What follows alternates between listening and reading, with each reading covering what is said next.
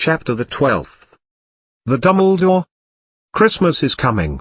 By mid-December, Hogwarts found itself covered in 30 feet of snow. The lake froze completely solid, killing many merpeople, and the Weasley twins were punished for bewitching several snowmen that followed Quirrell around, throwing snowballs at him whenever he turned a corner or opened a door.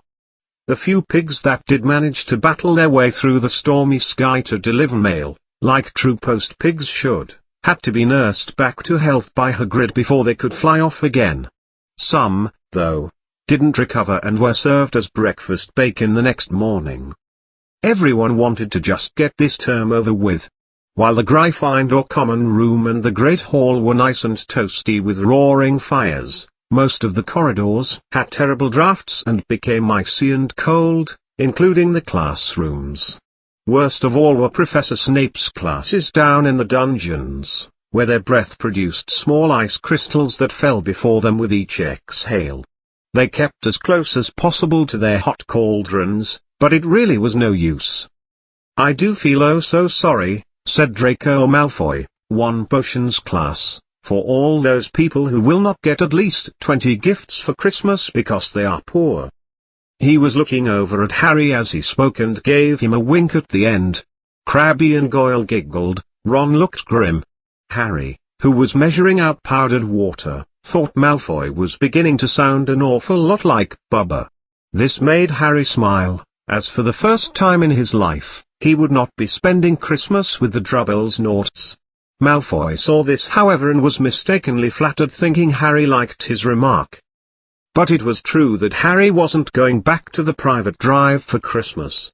Professor Hardcastle McCormick had come around the week before, making a list and checking it twice of students who would be sticking it out for the holidays, and Harry had signed up enthusiastically. This would probably be the gosh darn bestest Christmas he'd ever had, as spent Christmas without the Drubblesnorts had been at the top of his Christmas list for as long as he could remember. Ron and his brothers were staying, too, because Mr. and Mrs. Weasley were going to Romania to visit Charlie and were too poor to take the whole family.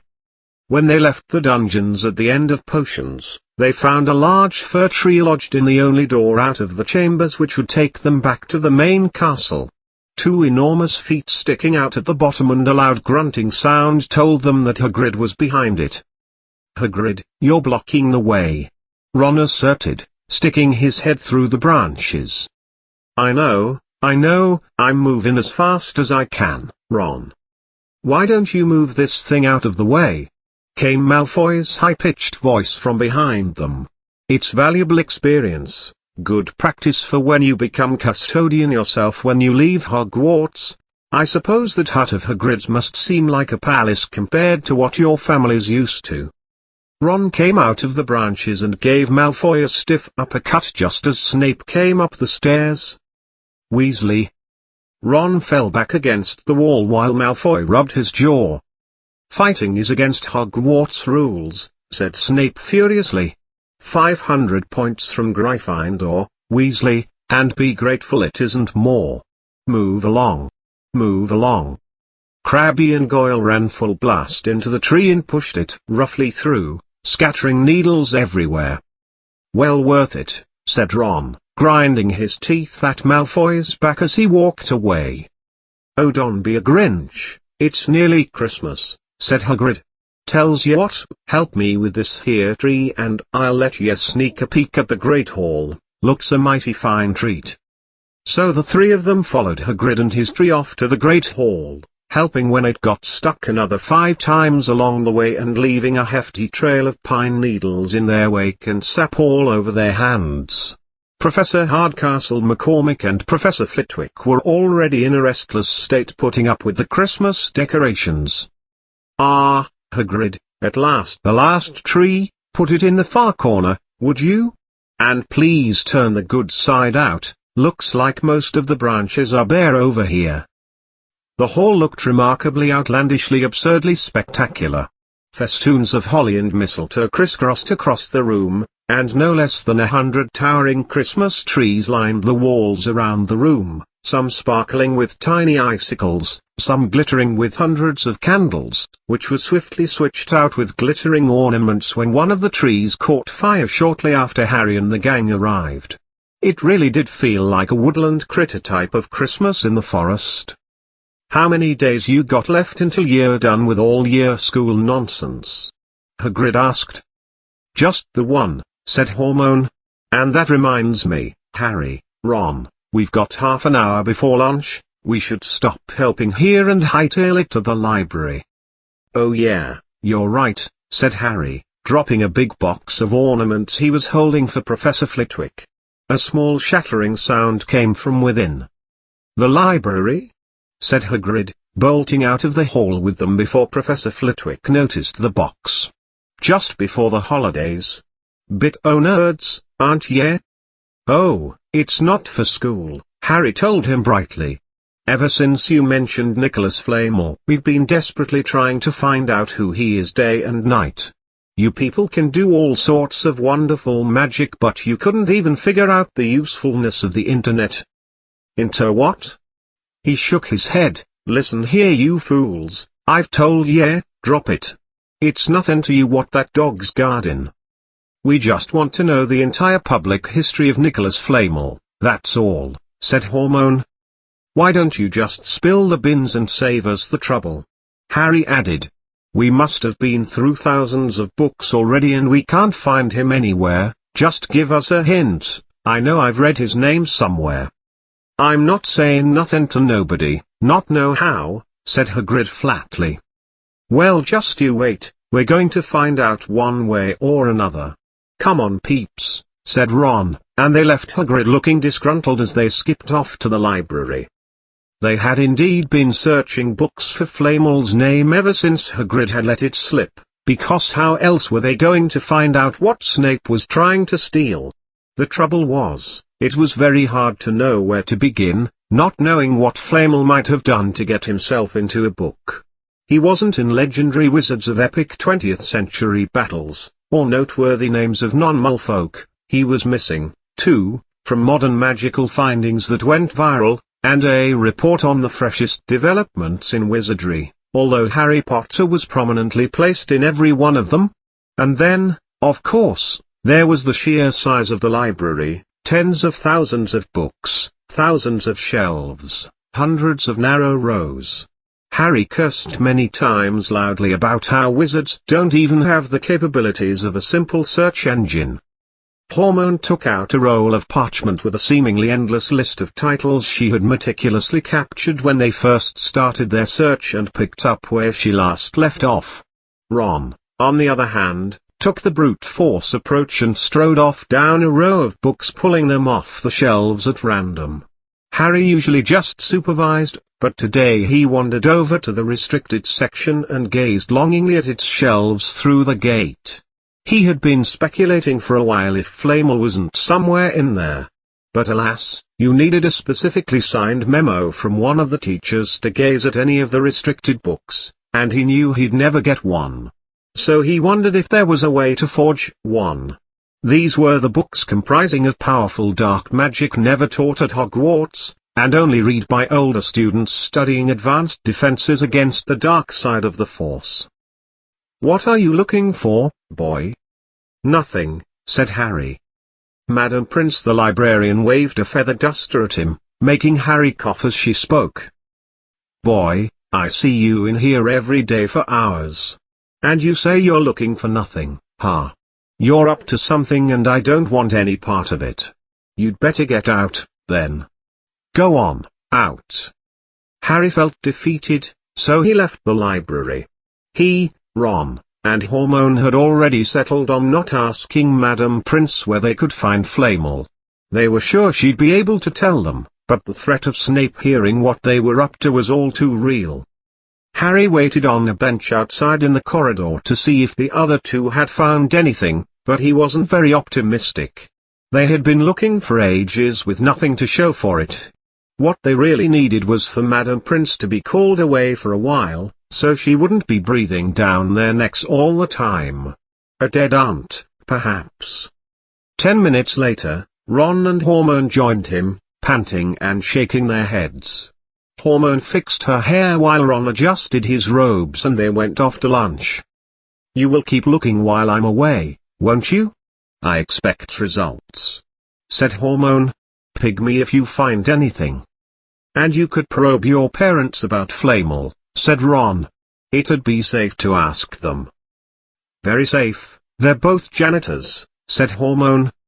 Once the holidays had started, Ron and Harry partied like it was 1999 and didn't have time to think much about Flamel. They had the dormitory to themselves and the common room was far emptier than normal, so they were able to snag the good armchairs by the fire for once. They sat by the hour eating anything they could get their hands on: bread, pizza, butter sticks, beef jerky, chocolate truffles, nachos, bacon-wrapped mini corn dogs, marshmallows, and plotting ways of getting Neville expelled without him knowing, which were fun to talk about even if they wouldn't work. Ron also started teaching Harry Diedrich. This was sort of like chess except that the figures were alive, which made it a lot like directing troops in battle. Ron's set was very old and beaten. Like all other possessions he owned, it had once belonged to someone else in his family, in this case, his Gramps. However, having old Diedrich men wasn't entirely a drawback. Ron knew them so well he never had trouble getting them to do what he wanted, including getting them to sneak out to the kitchens for more food. Harry played with the Diedrich men Seamus Finnegan had lent him, and they didn't trust him at all.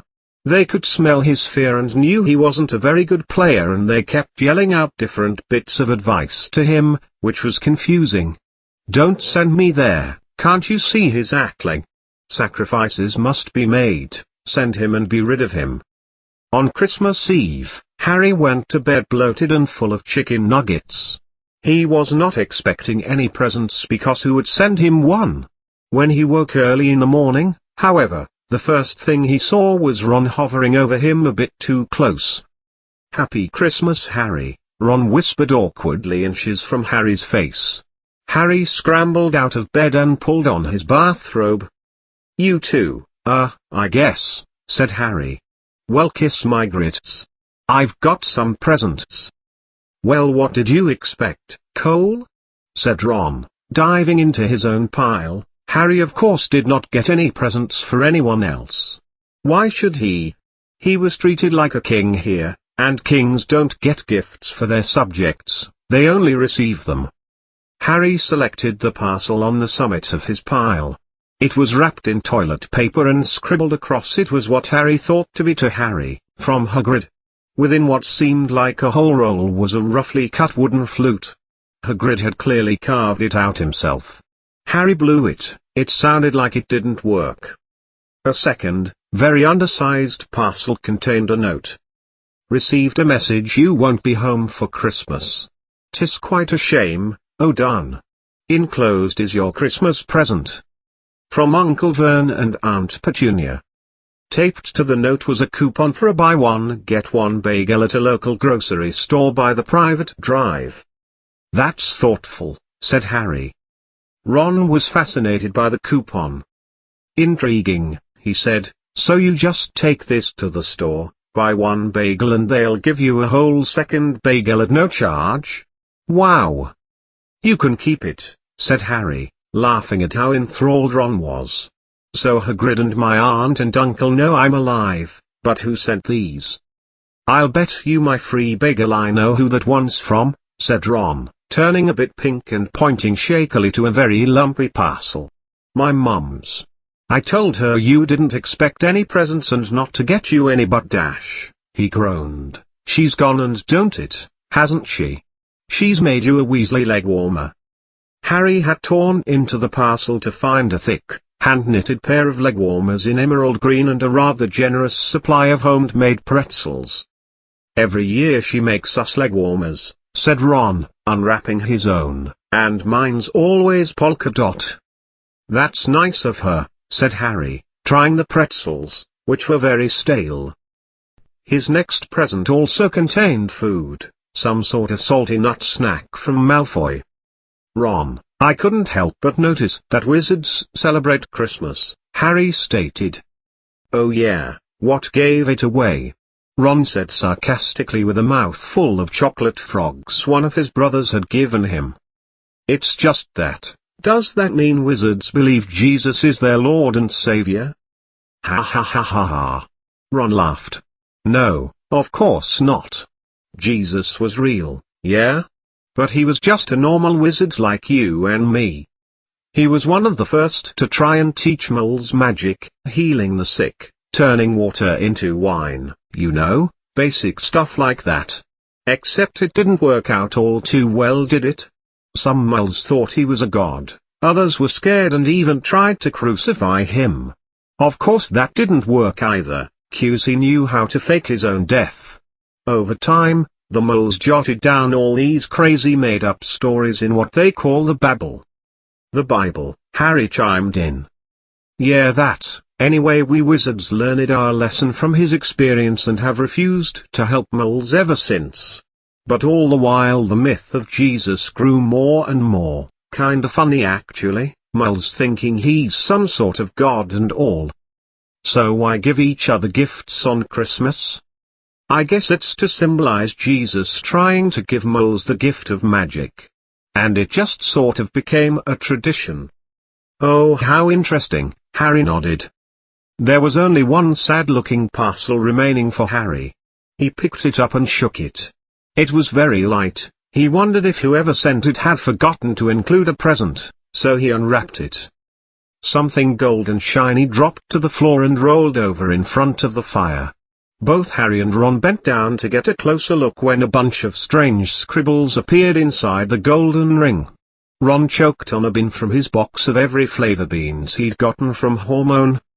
I've heard of those, he said in a raspy voice after Harry saved his life with the Heimlich maneuver. If that's what I think it is, they're really really rare, I'm talking extremely valuable. That's so? Harry picked up the ring off the floor. It was cold to the touch, like holding an ice cube. That's an invisibility ring that is, said Ron, the blue now slowly fading from his face. I'm sure it is, try it on. Harry put the ring around his finger and Ron gave a yell. Eek! It is. Look down. Harry looked down at his feet, but they weren't there. He dashed to the mirror. Sure enough, he had no reflection. His body was completely invisible. There's a note, said Ron suddenly. A note in the parcel packaging. Harry. Look. Look. There. Harry pulled off the ring and seized the letter from Ron's hands. Written in narrow, loopy writing like he had never seen before were the following words. I stole this from your father the night he died. It's about time it was returned to the rightful owner. With it, you can rule them all. Use it well. Merry Christmas, you filthy animal. Smile. There was no signature to be found. Harry ogled at the note. Ron was fondling the ring. I'd give anything for one of these, he mumbled to himself. Anything. So precious.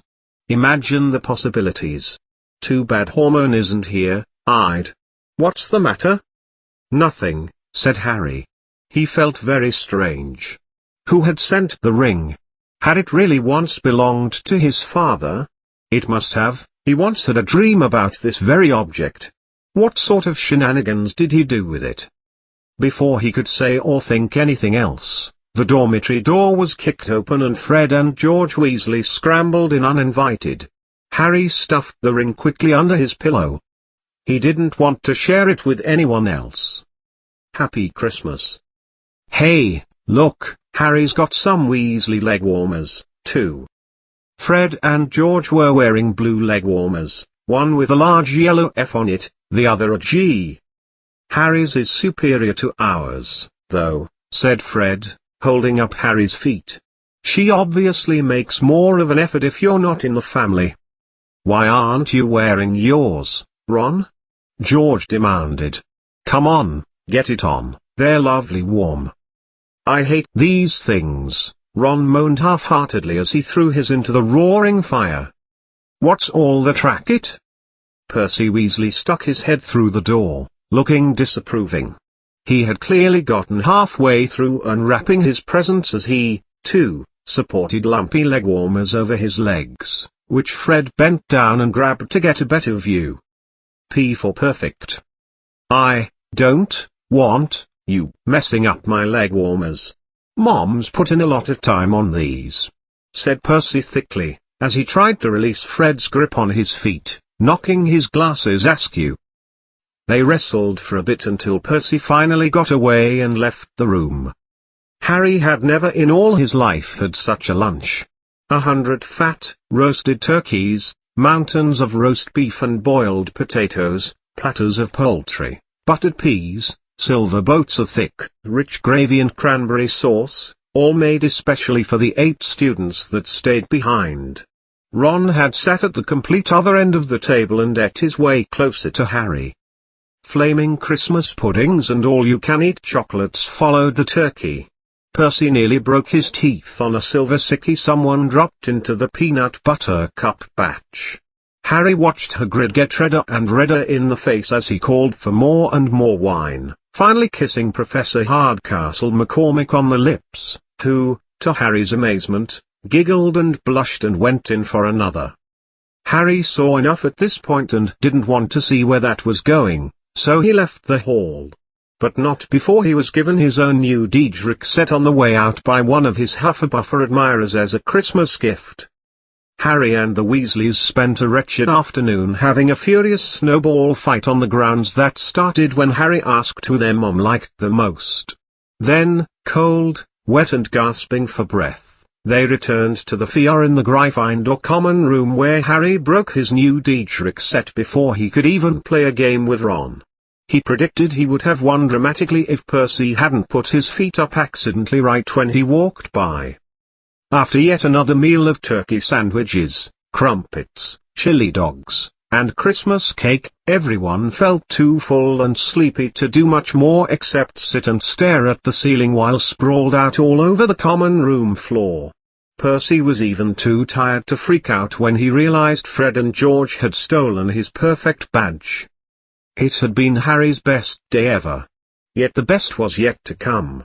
Not until he climbed into bed did he remember his most ludicrous gift, the invisibility ring.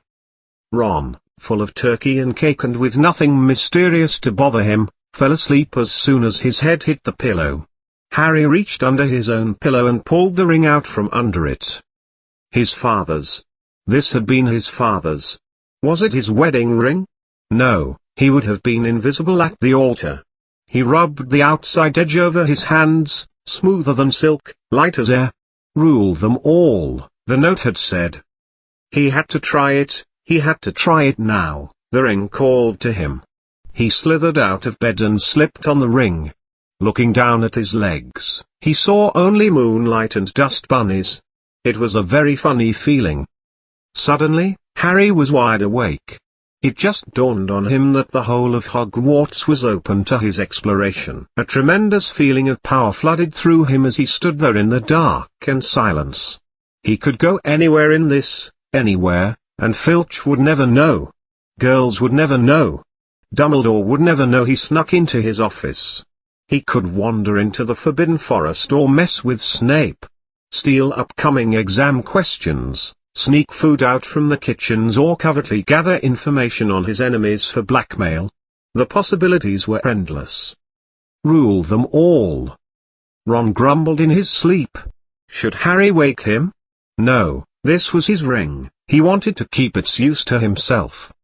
He tiptoed out of the dormitory, down the stairs, across the common room, and climbed through the portrait hole after tripping over Percy, who was still there on the ground but did not wake up. Where should he go? He stopped, his heart racing, and thought. And then it came to him. Snape's office. He'd be able to snoop around as long as he liked, as long as it took to find some dirt on him. He set off, grasping the invisibility ring tightly around his finger as he walked. The dungeons were pitch black and very creepy. Harry lit a lamp to see his way along the rows of chains. The lamp looked as if it was floating along in midair, and even though Harry could feel his arms supporting it, the sight gave him the heebie-jeebies. Snape's office was near the back of the dungeon. Breaking the padlock with a crowbar he took from Hagrid's hut, he stepped through the door and began rummaging through files on Snape's desk. They didn't tell him much. So he started poking around the room, which had jars everywhere filled with strange things.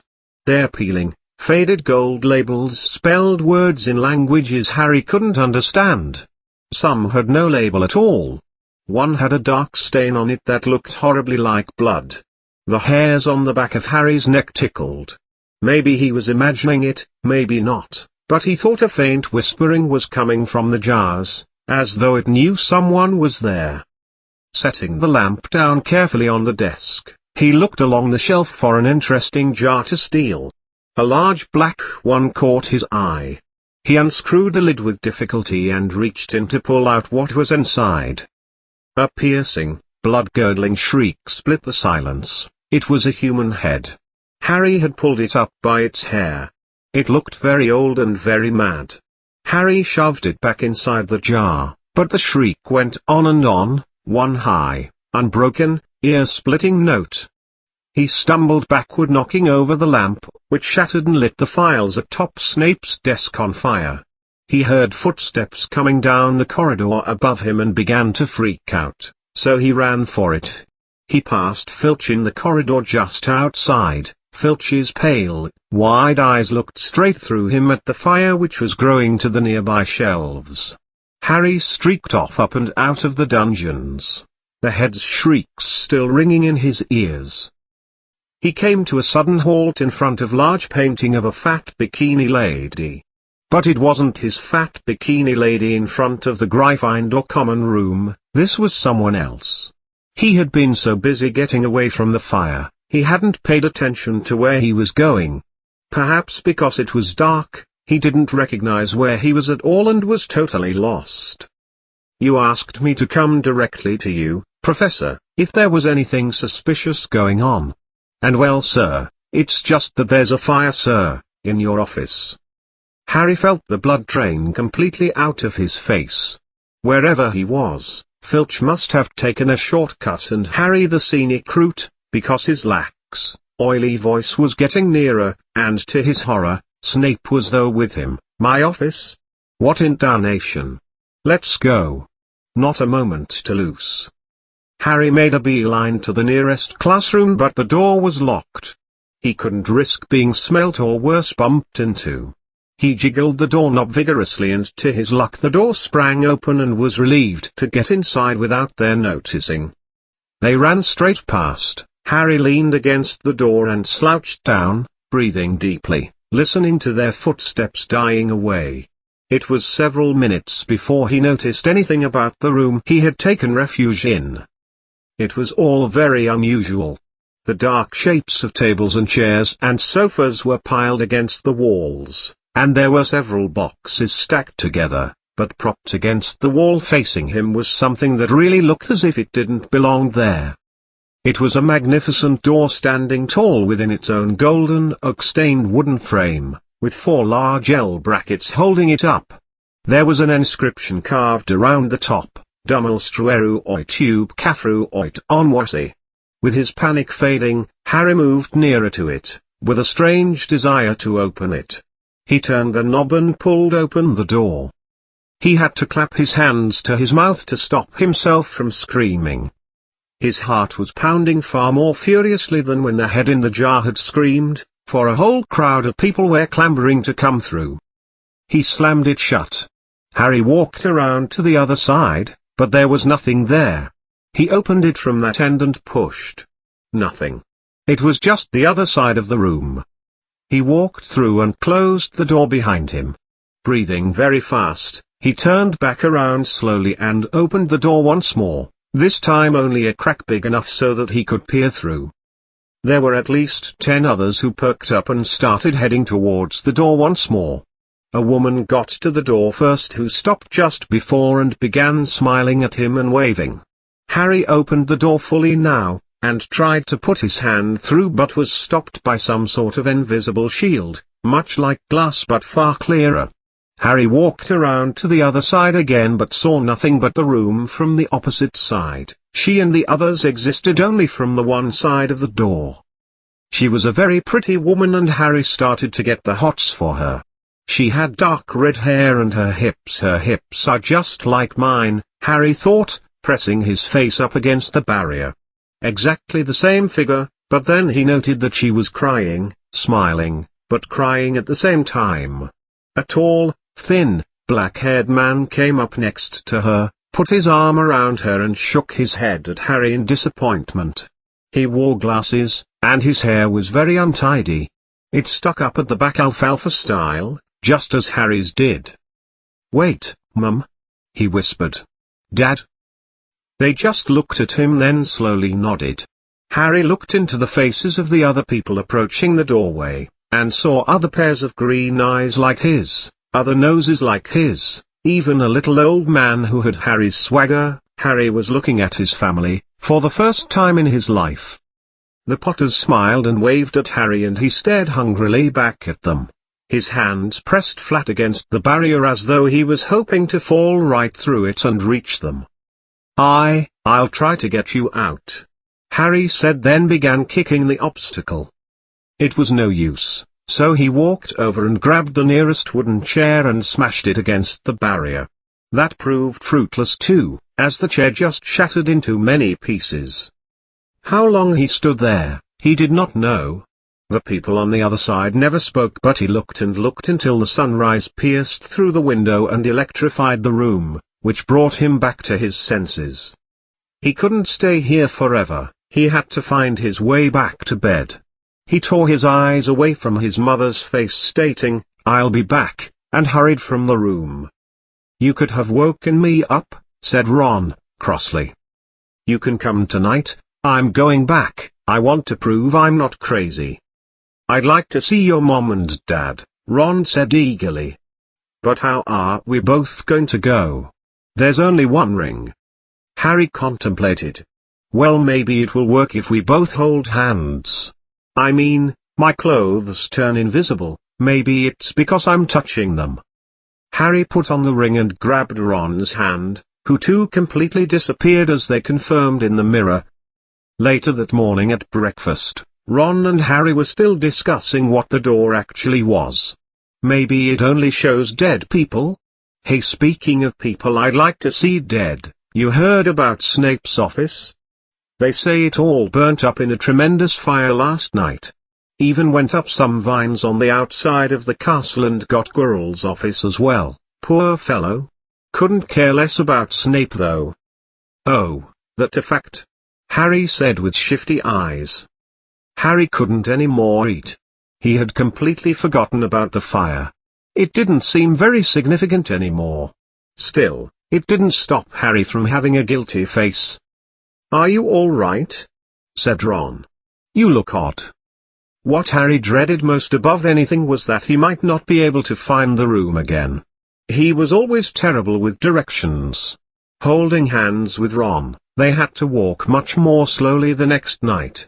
They had been wandering around the dark passageways for nearly 3 hours. "I'm beginning to think you made the whole thing up," said Ron. "Let's forget it and go back." "No, no," Harry hissed. "I know it's here somewhere." They passed Hagrid and Professor Hardcastle McCormick giggling and smelling of wine coming from the opposite direction, but saw no one else.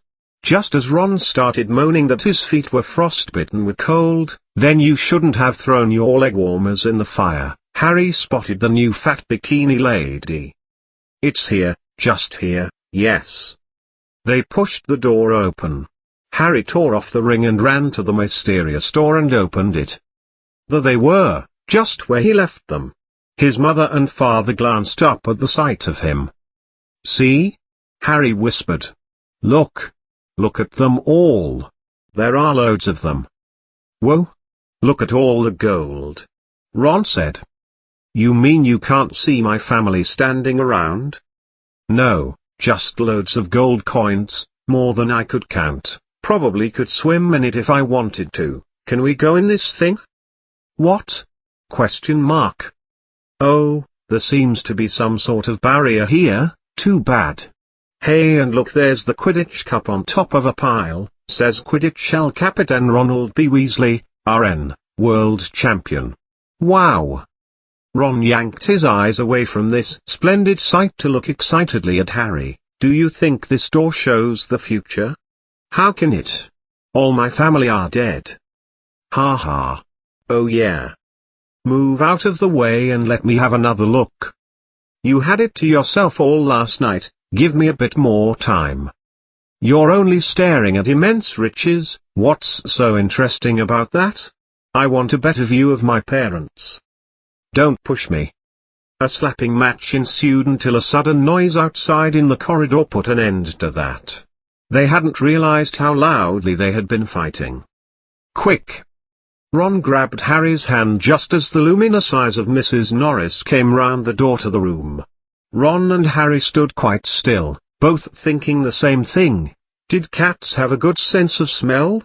After 26 minutes, she turned and left. This isn't safe anymore, I'm sure she went for Filch. Come on. And Harry pulled Ron out of the room, jealous of what Ron had seen. Snow came and piled on another foot by the next morning. Want to play Diedrich, Harry? Said Ron. Certainly not. Why don't we go down and visit Hagrid? No way. What if Professor Hardcastle McCormick is still there? Harry said half-heartedly. His mind seemed to be drifting. I know what you're thinking about, Harry, that bloody door. Don't go back tonight. Why not? I dunno, I've just got a bad vibe about it, and anyway, you've had too many close shaves already. With Filch and Mrs. Norris snooping about, so what if they can't see you? What if they walk into you? Or smell you? Or what if you knock something over? You know how clumsy you are. You sound like that trenched hormone. I sound like a sane person, Harry, don't go. But Harry only had one thought in his head, which was to get back in front of the mystical door, and Ron wasn't going with him anymore. That third night he found his way more speedily than before. He was walking so fast he knew he was making more noise than was wise, but he didn't care. And there were his mother and father staring at him again, and one of his grandfathers doing a happy jig. Harry sank down to sit on the floor with his new unhealthy obsession. There was nothing to stop him from staring at his family all night. Nothing at all. Apart from... Well, back again, Harry? Harry felt his insides turning to ice. He jarred his head around. A light flicked on. Sitting on one of the sofas by the wall was none other than School Bus Dumbledore himself. Harry must have strolled straight past him, so desperate to get to the door he hadn't noticed him. I didn't see you, sir. Strange how short-sighted being invisible can make you, said Dumbledore, and Harry was worried to see that he wasn't smiling. So, said Dumbledore, you, like thousands before you, have been exposed to the delights of the Dumbledore, named after my family of course. Though it is more like we were named after it, that is. I didn't know it was called that, sir. You see, all of the things in this room are my belongings, Harry. I brought them here temporarily when the rent to my Hogsmeade storage unit skyrocketed. Of course I never thought a student would stumble upon the Dumbledore, but then again here we are. I expect by now you've realized by now what it does. Well, it shows me my family. And it presented your friend Ron with a world of gold. How did you know, Dash? I don't need a ring to become invisible, said Dumbledore, as if it was also a stern warning for the future. Now, can you think what the Dumbledore shows us all? Harry shook his head. I've got nothing. I'm disappointed in you, Harry. Let me explain. The happiest man on earth would be able to use the Dumbledore like any other door, that is, he would open it and see the other side exactly as it is. Does that help? Harry contemplated. Then he said slowly, it shows us what we want. What we really want. Yes and no, said Dumbledore unhappily. It shows us nothing more than the deepest, most desperate desire of ours. You, who have never known your family, see them loitering around. Ronald Weasley, who has always been pathetically poor, sees a mountain of riches. However, this door will present us with neither knowledge or truth. Many men have wasted away before it, entranced by what they have seen, or been driven mad. I can't tell you how many times I've opened my storage shed only to find a corpse in front of it. I've intervened just in time, Harry. Or you too would have joined the ranks of the insane. The Dumbledore will be moved to a new secret location tomorrow, Harry, and dare I say one that even the likes of you will never be able to reach. I ask that you not to go looking for it again. It doesn't do anybody any good to dwell on impossible dreams and forget to live, remember that. Now, why don't you put on that troublesome ring and head back to bed before I call Mr. Filch? Harry stood up. Yes, sir, Professor Dumbledore, sir. Can I ask you something? Well, obviously stupid, you've just done so, Dumbledore chuckled. But you may ask me one more thing, however. What do you see when you open the door? Well, that's not for young ears to hear. Might not even be legal in some jurisdictions. Harry stared. Sometimes one can never have what one desires, said Dumbledore. Another Christmas has come and gone and I still didn't get what I really wanted. People keep insisting on giving me blasted books. It was only when he was back in bed that it struck Harry that Dumbledore was one odd fellow indeed.